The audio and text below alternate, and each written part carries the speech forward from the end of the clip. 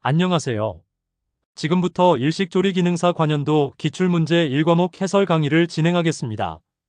더 많은 기출문제와 강의는 에듀 채널에서 확인하세요. 첫 번째 문제는 위생관리의 필요성에 관한 문제입니다. 위생관리의 필요성으로 바르지 않은 것을 고르는 문제입니다. 정답은 1번 질병의 예방 및 치료입니다. 위생관리를 통해 질병의 예방은 가능하나 치료는 할 수 없습니다. 위생관리의 필요성에는 식중독 위생사고 예방, 식품위생법 및 행정처분 강화, 식품의 가치가 상승함, 점포의 이미지 개선, 고객 만족 등이 있습니다. 위생관리는 사전 예방에 초점을 맞춘 개념입니다. 두 번째 문제는 위생복장에 관한 문제입니다. 위생복장을 착용할 때 머리카락과 머리의 분비물들로 인한 음식 오염을 방지하고 위생적인 작업을 진행할 수 있도록 반드시 착용해야 하는 것을 고르는 문제입니다. 정답은 1번 위생모입니다. 위생모는 머리카락과 머리의 분비물들로 인한 음식 오염 방지를 위해 착용합니다. 위생복은 조리 종사원의 신체를 열과 가스, 전기, 위험한 주방기기로부터 보호하고 안전화는 미끄러운 주방바닥으로 인한 낙상과 부상을 방지하며 머플러는 주방에서 발생하는 상해의 응급조치에 사용됩니다. 세 번째 문제는 미생물의 수분 활성치에 관한 문제입니다. 식품을 변질시키는 미생물의 생육이 가능한 최저 수분 활성치의 순서가 맞는 것을 고르는 문제입니다. 정답은 1번 박테리아, 효모, 곰팡이 순입니다. 박테리아 즉 세균은 0.90에서 0.95, 효모는 0.88, 곰팡이는 0.65에서 0.80 순으로 수분 활성치가 높습니다. 박테리아가 가장 높은 수분을 필요로 하고 곰팡이가 가장 건조한 환경에서도 생육할 수 있습니다. 네 번째 문제는 기생충 감염에 관한 문제입니다. 채소로 감염되는 기생충으로 짝지어진 것을 고르는 문제입니다. 정답은 4번 편충, 동양 모양 선충입니다. 중간 숙주가 없이 채소에 의해 발생하는 기생충은 회충, 요충, 편충, 구충 즉 십이지장충, 동양 모양 선충 등이 있습니다. 무구조충, 선모충, 폐흡충은 다른 경로로 감염되는 기생충입니다. 채소는 반드시 깨끗이 씻어 섭취해야 합니다. 다섯 번째 문제는 소독제에 관한 문제입니다. 음료수 소독에 가장 적합한 것을 고르는 문제입니다. 정답은 2번 염소입니다. 염소는 야채, 식기, 과일, 음료수에 사용됩니다. 생석회는 변소, 하수도 등 오물 소독에, 알코올은 손 소독에, 승홍은 손 소독에 사용하며 금속 부식성이 있어 비금속 기구 소독에 사용됩니다. 염소는 물 소독에 가장 널리 사용되는 소독제입니다. 여섯 번째 문제는 식품의 위생적 취급에 관한 문제입니다. 식품 등의 위생적 취급에 관한 기준으로 틀린 것을 고르는 문제입니다. 정답은 4번 어류와 육류를 취급하는 칼, 도마는 구분하지 않아도 된다입니다. 칼, 도마는 식재료에 따라 각각 구분하여 사용해야 교차 오염을 방지하고 위생적으로 조리할 수 있습니다. 식품의 조리에 직접 사용되는 기구는 사용 후 세척 및 살균해야 하고 부패 변질되기 쉬운 것은 냉동 냉장시설에 보관해야 하며 유통기한이 경과된 식품은 판매하거나 진열 보관해서는 안 됩니다. 일곱 번째 문제는 식품 첨가물에 관한 문제입니다. 과채, 식육가공 등에 사용하여 식품 중 색소와 결합하여 식품 본래의 색을 유지하게 하는 식품 첨가물을 고르는 문제입니다. 정답은 2번 발색제입니다. 발색제는 식품 중의 색소 성분과 반응하여 그 색을 고정, 보존하거나 나타내게 하는데 사용되는 첨가물입니다. 발색제의 종류에는 아질산나트륨, 질산나트륨, 질산칼륨 등이 있습니다. 표백제는 색을 제거하고 천연색소와 식용타르색소는 색을 첨가하는 첨가물입니다.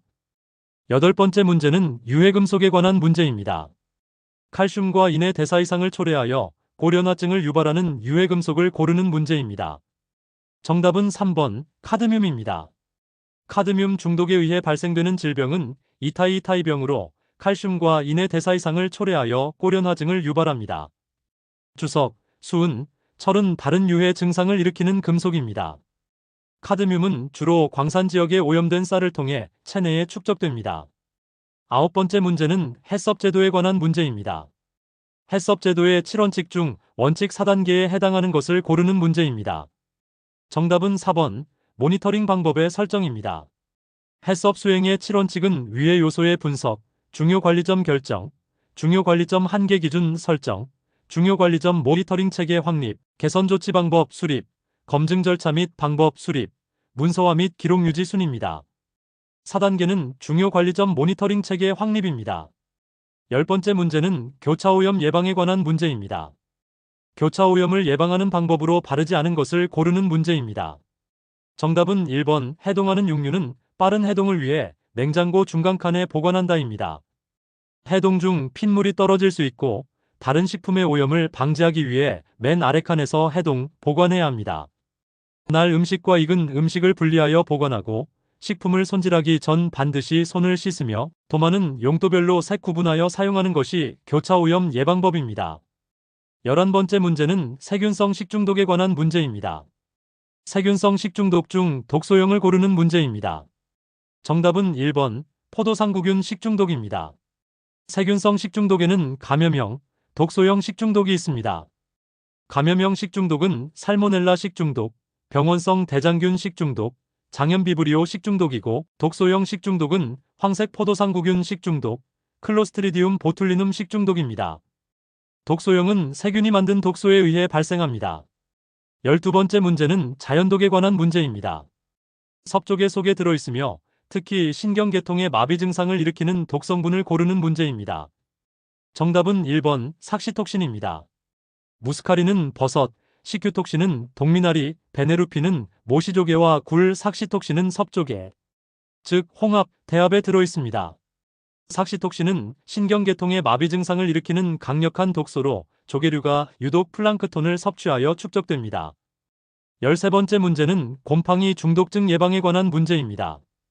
곰팡이 중독증의 예방법으로 틀린 것을 고르는 문제입니다. 정답은 4번 곡류 발효식품을 많이 섭취한다입니다.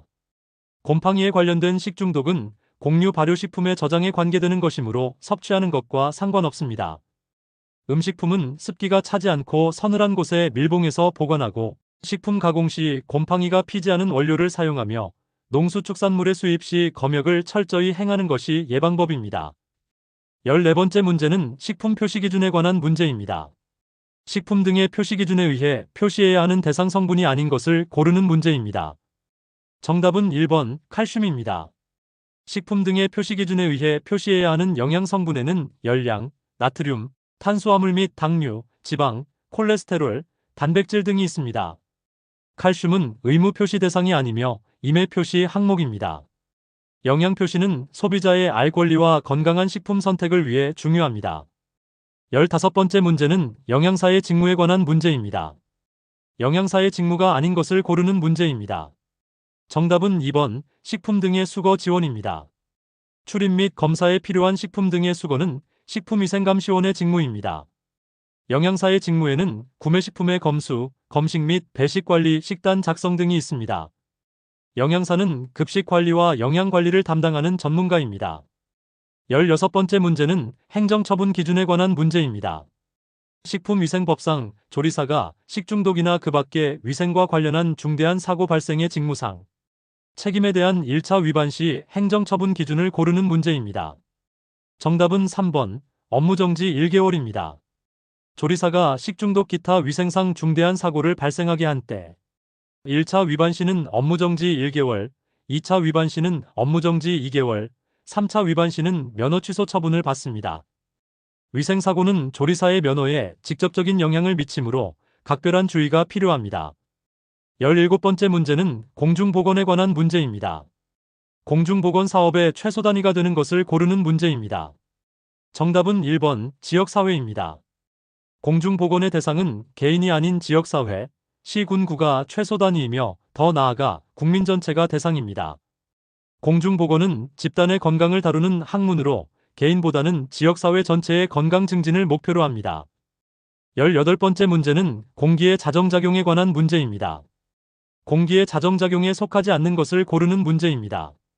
정답은 1번 여과작용입니다. 공기의 자정작용에는 바람에 의한 공기 자체의 희석작용, 눈, 비 등에 의한 세정작용, 산소, 오존 및 과산화수소 등에 의한 산화작용, 일광, 자외선에 의한 살균작용, 식물의 광합성 작용으로 인한 산소와 이산화탄소의 교환작용이 있습니다. 여과작용은 공기의 자정작용에 포함되지 않습니다. 19번째 문제는 하수 처리에 관한 문제입니다. 하수 처리의 본처리 과정 중 혐기성 분해 처리에 해당하는 것을 고르는 문제입니다. 정답은 1번 부패조법입니다. 하수 처리 과정은 예비 처리, 본처리, 온이 처리 순입니다. 본처리 과정 중 혐기성 처리는 부패조법, 이모프 탱크법이고 호기성 처리는 살수여상법, 접촉여상법, 활성온이법입니다. 혐기성 처리는 산소가 없는 상태에서 미생물이 유기물을 분해하는 방법입니다. 20번째 문제는 감염병과 감염 경로에 관한 문제입니다. 감염병과 주요한 감염 경로의 연결이 틀린 것을 고르는 문제입니다. 정답은 4번 공기 감염 폴리오입니다. 폴리오는 물이나 음식물의 섭취를 통해 감염되는 소화기계 감염병, 경구 감염병입니다. 절지동물 매개는 황열, 비말 감염은 홍역, 직접 접촉 감염은 성병이 맞습니다. 폴리오는 분변을 통해 배출된 바이러스가 경구로 감염되는 질병입니다. 이상으로 일식조리 기능사 기출문제 1과목 해설 강의를 마치겠습니다. 지금 에듀 채널에 가시면 더 많은 기출문제와 오디오 강의를 이용하실 수 있습니다. 감사합니다.